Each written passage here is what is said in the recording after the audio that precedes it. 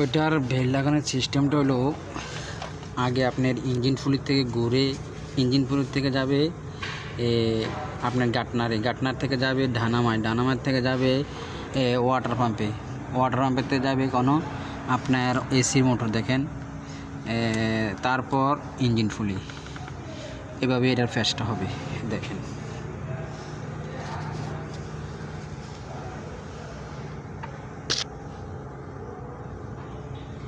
এটা কিন্তু আপনার এই মাউন্টেনের ফাউন্ডেশনটা দিয়ে আসছে, বুঝছেন?